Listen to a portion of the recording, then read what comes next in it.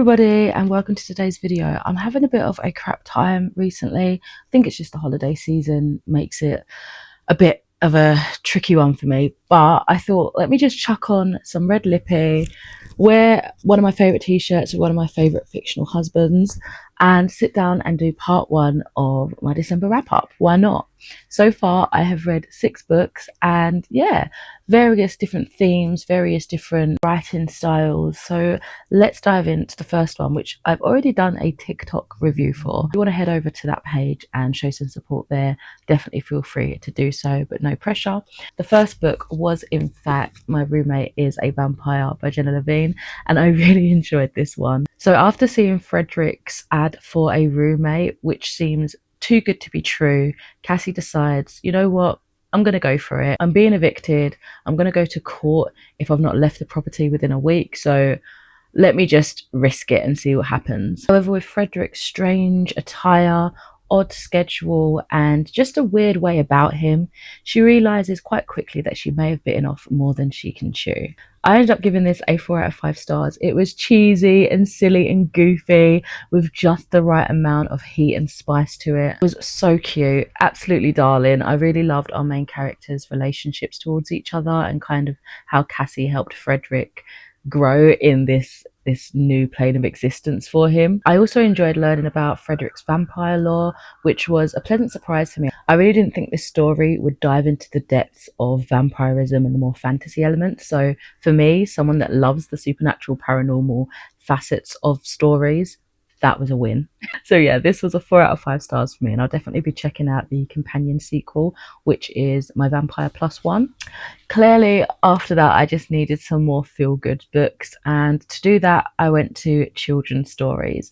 I read books 3 and 2, yes, in that order, of the Max and Chaffee series by Jamie Smart. So book 3 was Search for the Ice Chaffee. Basically these little chaffee creatures are like, they kind of look like little circle bunnies with like an ear and a half, and they're so cute. Our main character Max moved to this island called Animal Island. She's just exploring the lay of the land, meeting the animal characters, and her parents are the lighthouse operators, so they live in the lighthouse and they kind of make sure the ships and stuff coming by are safe. But it's just such a cute, sweet series. So in the search for the ice chaffee, Max and Chaffee and their new friend Jacob are on the search for the super rare ice chaffee. Honestly, this was so adorable. I gave it a 3 out of 5 stars. It doesn't follow a continuous story, so I wasn't super fussed when I realized that I read the 3rd book before the 2nd book. But honestly, I gravitated towards this one first because the snowy setting was just what I wanted to kind of feel a little bit Christmassy without being full on Christmas mode. But Max and Chaffee number 2, the Cupcake Mystery, was also easily available, so I jumped straight into that one. I also gave it a 3 out of 5 stars. So in this story, Max and Chaffee are helping to throw a surprise party for the police officer.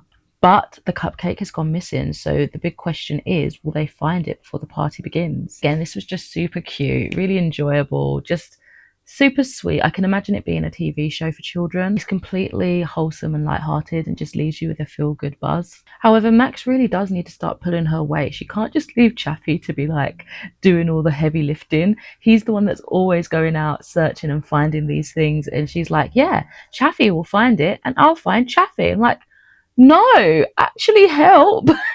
Next up, I continued on with the Wings of Fire series, this time just jumping straight into the graphic novel adaptation with The Lost Heir. This is by Tui T. Sutherland, and in this story we are focusing on Tsunami's kind of progress and her character growth. She's going on a journey to the Sea Wing Kingdom, and potentially she might end up claiming the crown as she is the lost heir. But she quickly finds out that not all in the kingdom is as rosy and happy as it seems. It's funny really because I found Tsunami to be more annoying this time round, and I realised maybe my eyes were looking through rose-tinted glasses, because in the first book, both the adaptation and the traditional paperback copy, we are looking through Clay's perspective, and he is the big wings of the family. He's very much, you know, I see the best in everybody, and same with Sunny really, but I've not read Sunny's book yet.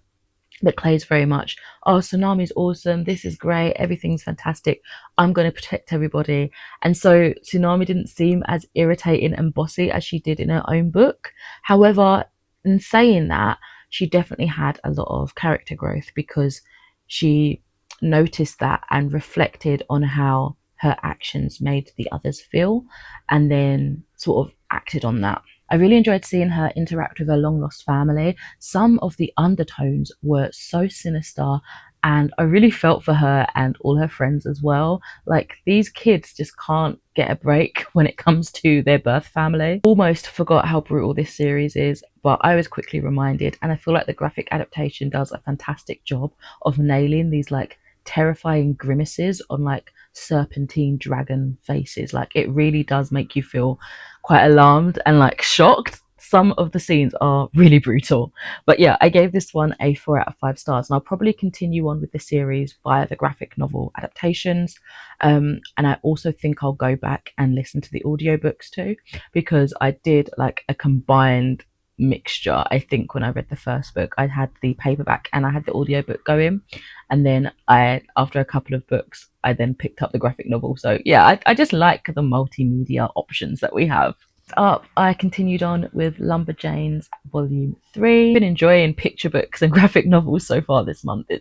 It's been really nice just to kind of switch off and just enjoy the journey, you know. Are following Joe, April, Mal, Molly, and Ripley, who take on everything in their stride that goes bump in the night. This time we discover a portal that takes some of our characters through to a land untouched by time. This is another case where I feel like I'm watching a TV show, and there was some conversations about this being made into a show, but I think around 2021, from what I've seen, I think that's the year it's been put on ice, and there hasn't been any like meaningful contribution or development so far, which is such a shame. I think the creator, ND Stevenson, also did Pneumonia and some episodes of Adventure Time, so that's probably why it reminds me of Adventure Time in style.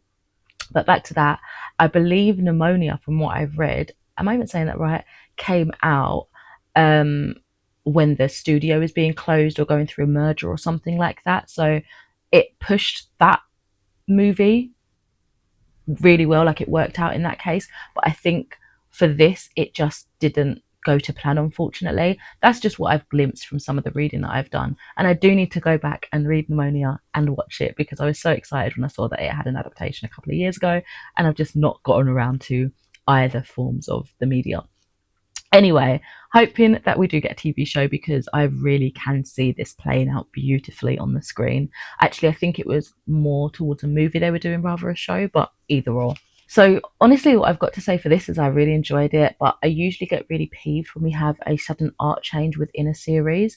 But I feel like it really worked for this one, especially with the first issue in this volume 3 bind up being about scary stories, and it felt like the different illustration style for each of the characters' storytelling really fit the mood and the ambience for what they were going for, and it was really comic. Like it had some good comic timing, and it just worked fantastically. So I wasn't too peeved off this time around with the art style change. And in talking about art styles, I really enjoy the variant cover art gallery that we get at the back. It's so beautiful to see different artists' interpretations of the characters and the stories. I love that part. Okay, and the last book that I've read so far in December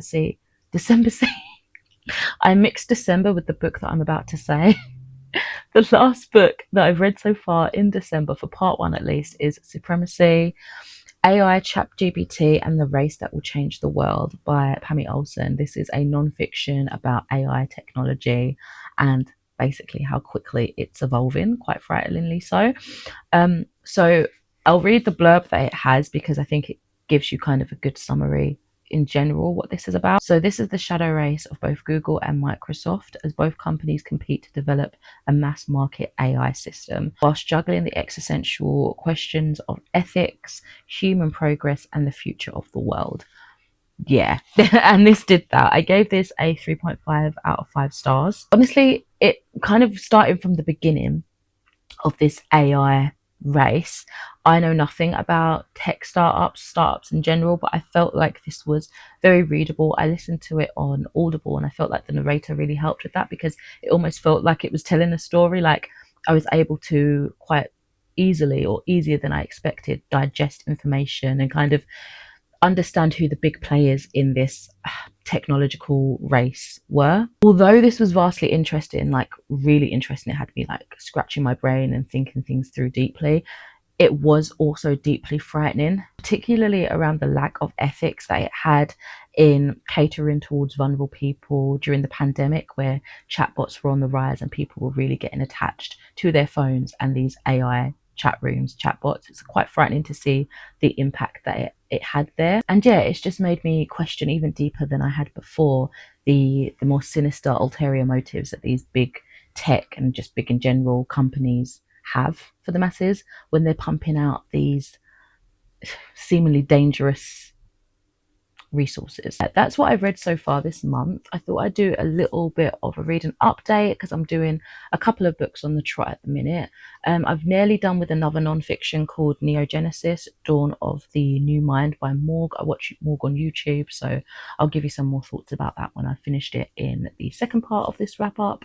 I'm also reading A Deadly Deception by Emily West, which is the companion sequel novel in the Clara Dawson mystery series, and I'm enjoying that so far. It's kind of set around New Year, so yeah, I was holding off. I got it sent to me digitally as an ARC when it released, or just before it released, which was, I want to say it was like in the summer, but I don't know, something in me, I was like, I need it to be cold.